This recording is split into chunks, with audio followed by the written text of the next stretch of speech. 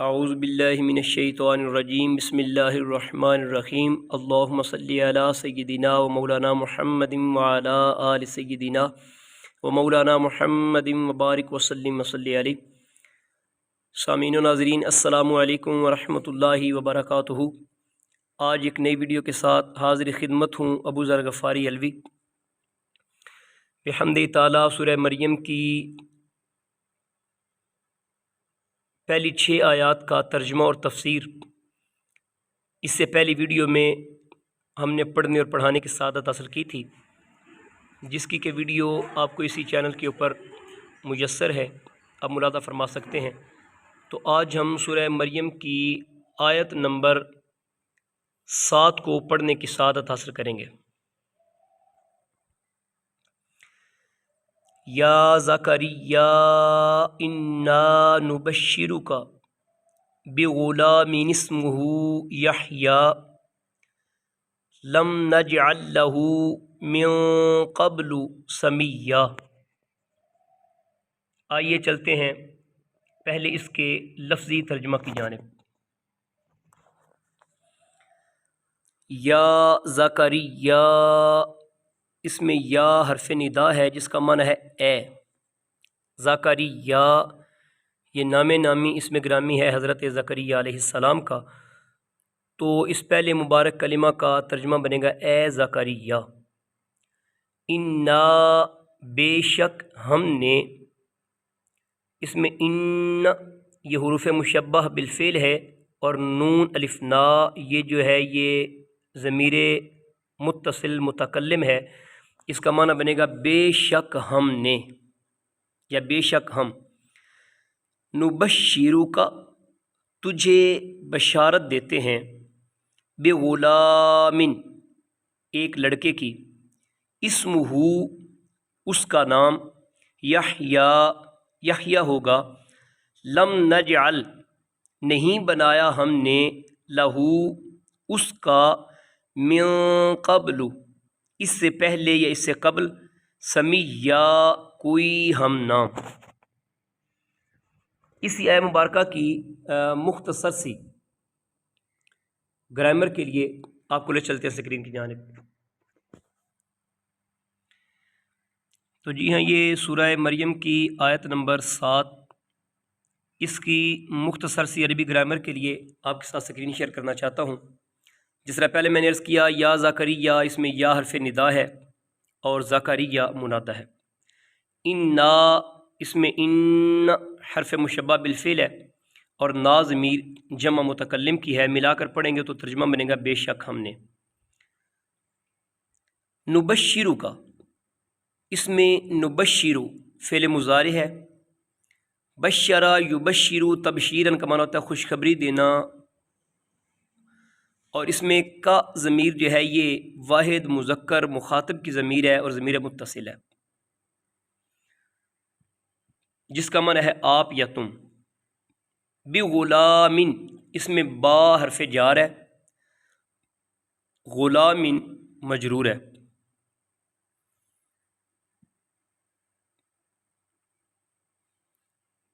لم نجعل یہ فعل مضارع مجزوم منفی جہت بلم ہے، جعل یجعل کا معنی ہوتا ہے بنانا۔ لہو اس میں لام حرف جار ہے اور ہو ضمیر اس کا مجرور ہے، اور ہو ضمیر جو ہے یہ واحد مذکر غائب کی ہے۔ من قبل میں من حرف جار ہے اور قبل مجرور ہے۔ تو آئیے چلتے ہیں اس آیہ مبارکہ کی تفسیر کی جانب۔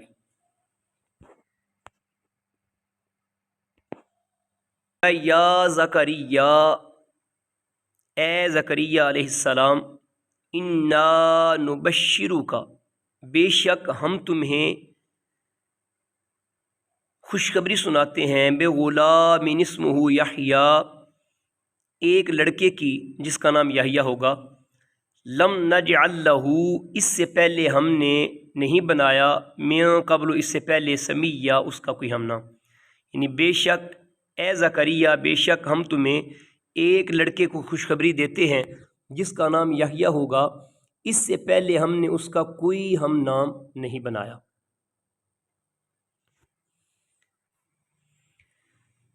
تو جی ہاں، اس آیہ مبارکہ کی تفسیر تبیان القرآن کی وساطت سے مختصر سی تفسیر آپ کے سامنے رکھنا چاہتا ہوں۔ یہاں پر سوال ہوتا ہے جی کہ حضرت زکریا علیہ السلام کو اللہ تعالیٰ نے بشارت عطا فرمائی تھی یا کہ فرشتوں نے؟ اس میں مفسرین کا اختلاف ہے کہ حضرت زکریا علیہ السلام کو یہ بشارت اللہ تعالیٰ نے دی تھی یا فرشتوں نے۔ اکثر علماء کے اس پر اتفاق ہے کہ حضرت زکریا علیہ السلام کو یہ بشارت اللہ تعالیٰ نے دی تھی، کیونکہ اس سے پہلے والی آیت میں یہ بتایا گیا ہے کہ حضرت زکریا علیہ السلام نے اللہ تعالیٰ سے خطاب کیا تھا اور اس سے سوال کیا تھا، اور اس کا تقاضا یہ ہے کہ اس دعا کے جواب میں اللہ تعالیٰ نے انہیں بشارت دی ہو۔ اور جو علماء یہ کہتے ہیں کہ حضرت یحییٰ علیہ السلام کو یہ بشارت فرشتوں نے دی تھی، ان کی یہ دلیل ہے کہ جب زکریا علیہ السلام حجرے میں نماز پڑھ رہے تھے تو فرشتوں نے ان کو ندا کی کہ بے شک اللہ تعالیٰ تمہیں یحییٰ کی بشارت دیتا ہے۔ امام راضی نے اس کے جواب میں یہ کہا ہے کہ ہو سکتا ہے کہ 2 مرتبہ بشارت دی گئی ہو، ایک مرتبہ اللہ تعالیٰ نے بشارت عطا فرمائی ہو اور دوسری دفعہ فرشتوں نے بشارت دی ہو۔ اس سے آگے جی سمیعن کا جو لفظ آیہ مبارکہ میں استعمال ہوا ہے، اس کا کیا معنی ہے؟ اللہ تعالیٰ نے فرمایا کہ ہم نے اس سے پہلے ان کا نام سمیعن نہیں بنایا، یعنی سمیعن کے 2 معنی ہیں، ہم نام اور مثل اور نظیر، یعنی ہم نے اس سے پہلے کسی کا نام یحییٰ نہیں رکھا، یا ہم نے اس سے پہلے کوئی اس جیسی صفات کا نبی نہیں بنایا۔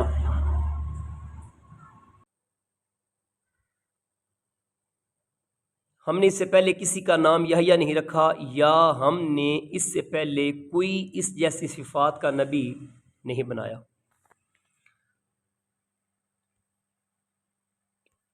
اسی طرح حضرت یحییٰ علیہ السلام کا جو نام یحییٰ رکھا گیا، تو یہ نام رکھنے کی وجہ کیا ہے؟ یحییٰ کا جو لفظ ہے یہ حیات سے بنا ہے، اور یحییٰ کا نام یحییٰ رکھنے کی مندرجہ ذیل وجوہات ہیں۔ حضرت عبداللہ ابن عباس رضی اللہ تعالیٰ عنہ فرماتے ہیں کہ اللہ تعالیٰ نے حضرت یحییٰ کی وجہ سے ان کی ماں کا جو بانجھ پن تھا وہ دور کر دیا، گویا وہ ایک مکمل خاتون بن گئی۔ نمبر 2، قتادہ نے کہا کہ اللہ تعالیٰ نے حضرت یحییٰ کا دل ایمان اور اطاعت سے زندہ کر دیا، کیونکہ اللہ تعالیٰ مومن اور اطاعت گزار کو زندہ اور کافر اور عاصی کو مردہ فرماتا ہے۔ اللہ تعالیٰ نے قرآن مجید میں ایمان اور اطاعت کو زندگی سے تعبیر فرمایا، اور سورۃ الانفال کی آیت نمبر 34 میں فرمایا، اے ایمان والو، جب اللہ اور اس کے رسول تمہارے حیات آفرین کاموں کے لیے تمہیں بلائیں تو حاضر ہو جاؤ۔ اور کافر کو مردہ فرمایا، جیسے کہ سورۃ النمل کی آیت ہے، انک لا تسمع الموتیٰ، بے شک آپ مردوں کو نہیں سناتے۔ اور تیسری وجہ اس میں یہ بیان کی گیا کہ حضرت یحییٰ کو اللہ کی راہ میں ظلماً شہید کر دیا گیا تھا، اور اللہ تعالیٰ نے شہداء کو زندہ فرمایا ہے، اس لیے بھی آپ کا نام اسم گرامی یحییٰ رکھا گیا۔ تو یہ تھی جی اس سورہ مبارکہ سورہ مریم کی آیت نمبر 7۔ تو آئیے اب ہم چلتے ہیں سورہ مریم کی آیت نمبر 8 کی جانب۔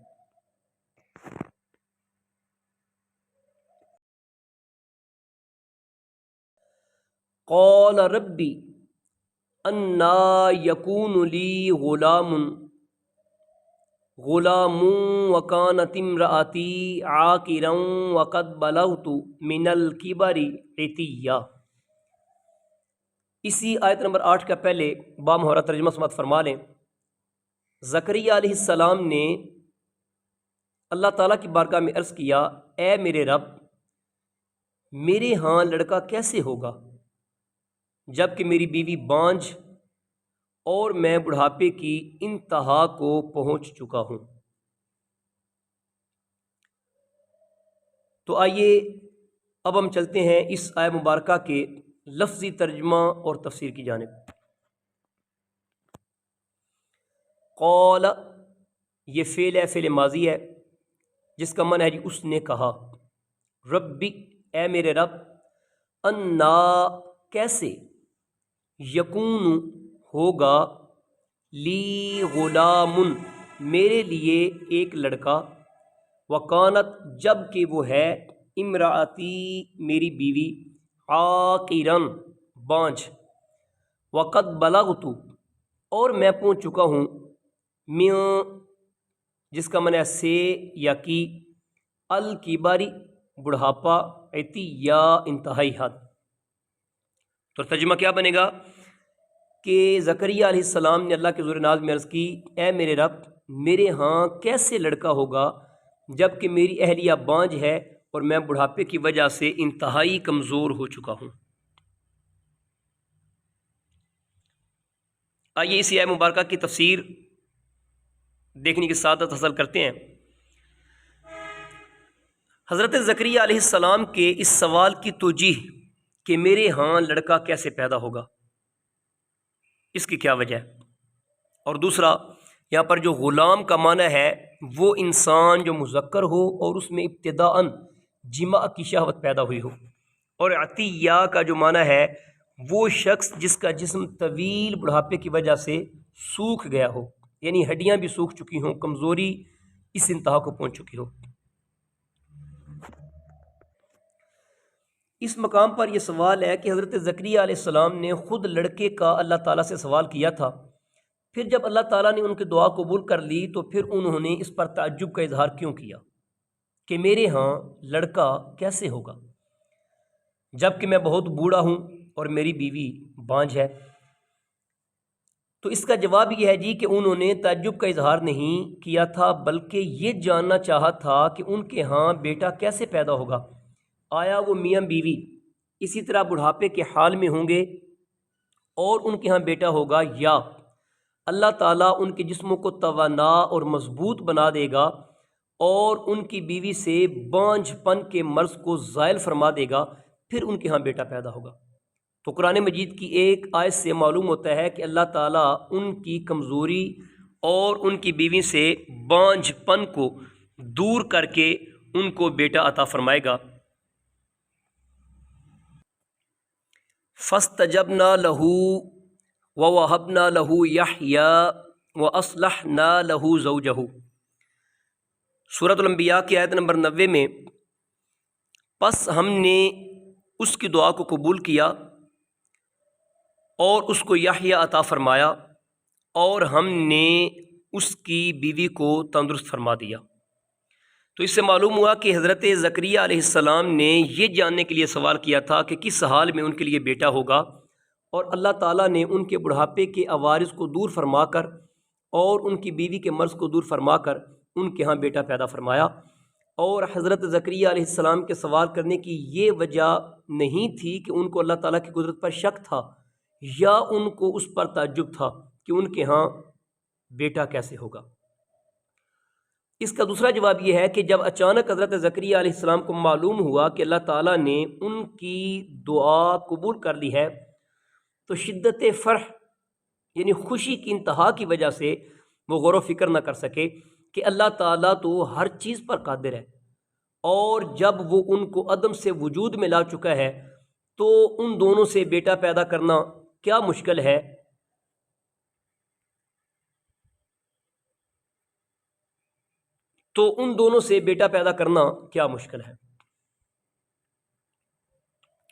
اس کا تیسرا جواب یہ ہے کہ ہر چند کہ حضرت زکریا علیہ السلام کو علم تھا کہ اللہ تعالیٰ ایک بوڑھے شخص اور اس کی بوڑھی اور بانجھ بیوی کو بیٹا پیدا عطا کر سکتا ہے، لیکن انہوں نے اللہ تعالیٰ کے کلام اور اس کے جواب کی لذت کے حصول کے لیے یہ سوال دہرایا تاکہ کلام کو طوالت میسر آ سکے، نصیب ہو سکے۔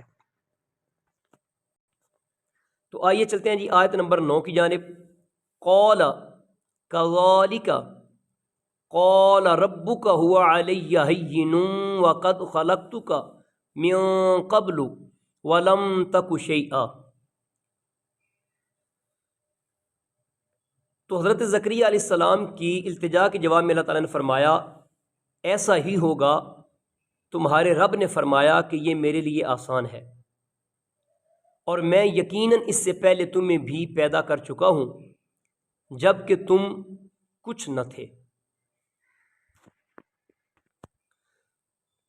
تو جی ہاں، قال کا معنی ہے اس نے کہا، کذالک اسی طرح، قال فرمایا، ربک تیرا رب، ہوا یہ ضمیر منفصل ہے جس کا معنی ہے وہ یا یہ، علیہ علا کا معنی ہے پر، اور یا متکلم کی ضمیر لگی ہے، ملا کر پڑھیں گے تو بنے گا مجھ پر۔ ہین آسان ہے، واو کا معنی ہے اور، قد خلقتک میں نے تجھے پیدا کیا، من قبل اس سے پہلے، ولم تکو جبکہ، لم تکو تو نہ تھا یا آپ نہ تھے، شیئا کوئی چیز یا کچھ بھی۔ اس کا معنی یہ ہے جی کہ یہ پیدائش اسی طرح ہوگی، اللہ تعالیٰ نے جو کچھ فرمایا ہے وہ غلط ہے، نہ اس کے خلاف کچھ ہو سکتا ہے۔ اس کے بعد اللہ تعالیٰ نے اس پر دلیل قائم فرمائی، یہ میرے لیے آسان ہے کہ میں تم کو عدم سے وجود میں لا چکا ہوں، اور اللہ تعالیٰ جو اب بوڑھے مرد اور عورت سے بچہ پیدا کرے گا تو اسے اس کی حاجت نہیں کہ وہ ان پر جوانی لوٹا دے، بلکہ وہ ان کے اب بوڑھے مرد اور عورت سے بچہ پیدا کرے گا تو اسے اس کی حاجت نہیں کہ وہ ان پر جوانی لوٹا دے، بلکہ وہ ان کے بڑھاپے کی حالت میں ہی ان میں جوانی کسی قوت اور توانائی پیدا کر دے گا، اور ان کی بیوی سے بانجھ پن کے مرض کو زائل فرما دے گا۔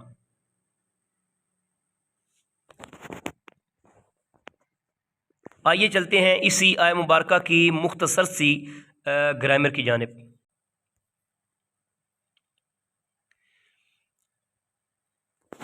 تو جی آپ دیکھ سکتے ہیں اسکرین کے اوپر، قول فعل ماضی واحد مذکر غائب ہے، قول یقول قولا اس کا مصدر آتا ہے اس نے کہا، کذالک کا حرف تشبیہ ہے، حرف جار ہے، ذالک اس میں اشارہ واحد مذکر بعید ہے،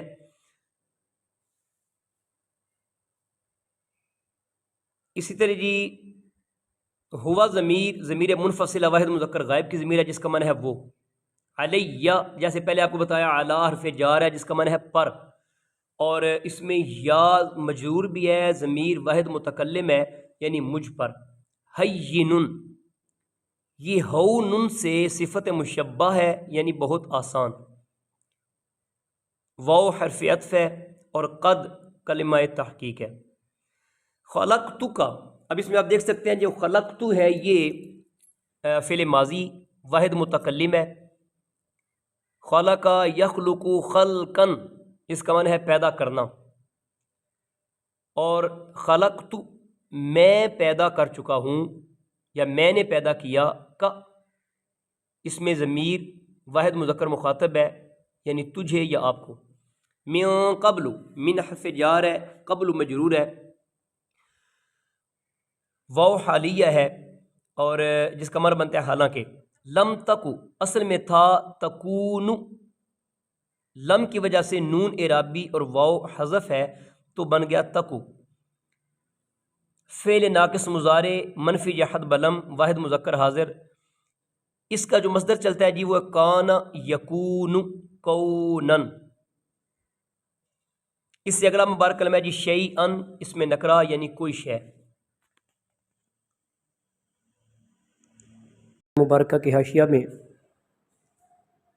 تفسیر ضیاء القرآن کی جلد سوم میں جسٹس پیر محمد کرم شاہ الازہری رقم تراز ہیں، یعنی وہ قادر مطلق جس نے تجھے نیست سے ہست کیا، اس کے لیے کیا مشکل ہے کہ وہ اس پیرانہ سالی کی حالت میں تمہیں فرزند ارجمند عطا فرمائے۔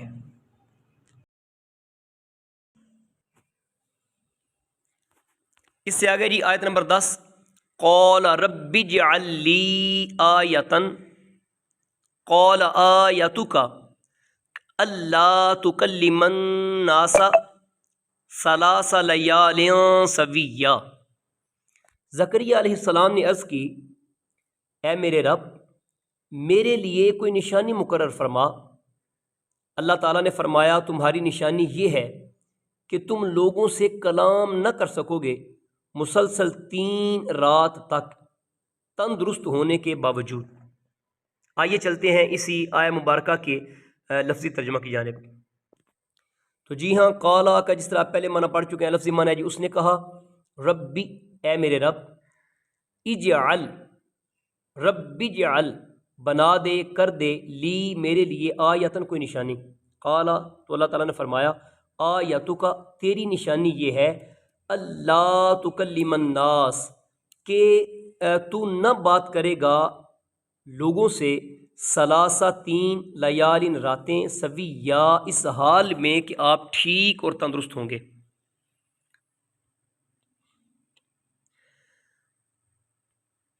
حضرت زکریا علیہ السلام کا 3 دن تک لوگوں سے بات نہ کر سکنا، اس پر مفسرین کا اتفاق ہے کہ حضرت زکریا کلام کرنے پر قادر ہونے کے باوجود لوگوں سے بات نہیں کر سکتے تھے۔